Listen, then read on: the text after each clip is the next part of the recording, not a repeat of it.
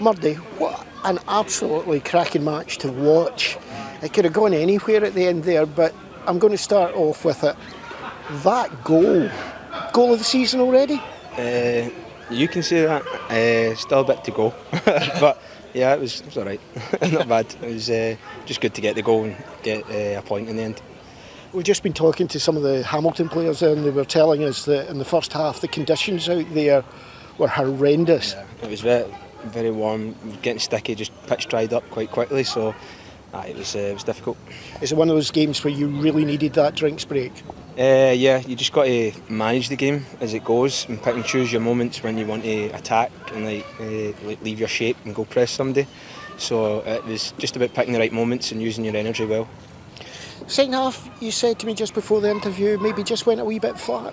Yeah, I think there was a 15-20 minute spell where they just kind of, like, minute by minute, just get more control of the game, and then I thought we deserved to lose the goal because we were just slack for 15 minutes and quiet, wasn't much atmosphere, so it just wasn't a good moment in the game. We need to do better there. But it must have been a real sense of relief, get your goal there, getting that one, and the team reinvigorated just from that moment as well. And if you had a few more minutes, you had that feeling you were going on to score another. Yeah, I mean, it was a bit similar to last week. Like, once you get the goal, you just feel like you can do anything. So, but it's not somewhere we want to come from each week. We want to get the lead, keep it, and then add to it. We don't want to be going a goal behind and then keep chasing the game. So we need to look at that. Also, congratulations on your man of the match for today as well. Thanks very much. It was just good to get a point in the end. I'm going to say it was because of a goal, and that was it. Thanks so much. No worries. That was a really entertaining game, but it must have been really frustrating at times for you because you could have been out of sight. Again, listen, if Carlsberg did a championship 90 minutes, then that's it, what you've seen there today. Again, the amount of opportunities created and chances, and listen, I think we've said we want to play front foot attacking football, and we're doing that. We really are doing that, and the amount of opportunities we're creating, especially in that first half. I think we did have a lull for about 15, maybe 20 minutes in that second half where Hamilton grew into the game. We tried to change things tactically. Did it work? Question mark on myself or ourselves and the staff in relation to that. But then we finished like a train again at the end, and I think it would have been a travesty if we go away with nothing out of the game, but it shows how far we've come. We've gone in there 2-1 down with 10 minutes to go, and we're disappointed with only a point. I'm hoping that the fans can see, listen, this group of players are giving them everything. And there's, listen, a big advocate is the word I'm saying, big advocate. It's up to us, it's up to the players to get the fans off their seat, to get them singing, to get them going. And 9 times out of 10 that's so. But there's the odd occasion, maybe 1 time out of 10, where if we are going through a bit of a hard time as a team on the pitch, or maybe it's going a lull in the game where I think the supporters can really lift us. And you saw the difference when we got the second goal, the supporters drawing them, and we were just waves of attack again at the end. But I go again, it's not a plea, it's not a demand, it's just a request. Sometimes when we're going through that hard time where these people that were here, magnificent again, the support. Brilliant all round, and I think the family day's been brilliant.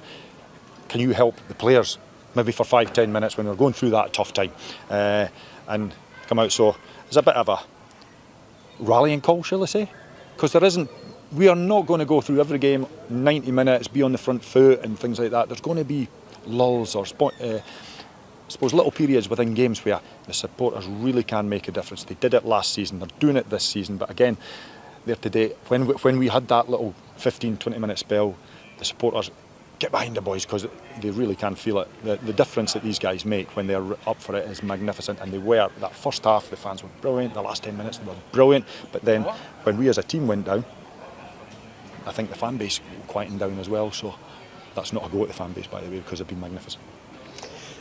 Well, let's take you to that moment when Andy Murdoch just took that volley and it screamed at the back of the net. I saw your reaction at that moment. I think you jumped right out of there because it was something of real quality. Yeah, I think that type of goal for Andy Murdoch's like finding hen's teeth, to be honest with you. A left foot shot for outside the box for Andy Murdoch. I don't think we'll ever see the likes again. But one thing we've been encouraging the midfielders to do this year is taking on more shots, really trusting themselves. You've seen Ben Dempsey's had 5 or 6, 7, 8 strikes at goal from outside the box, so we're encouraging Murdoch, Paul, if he's playing, people like that, to have a shot at goal.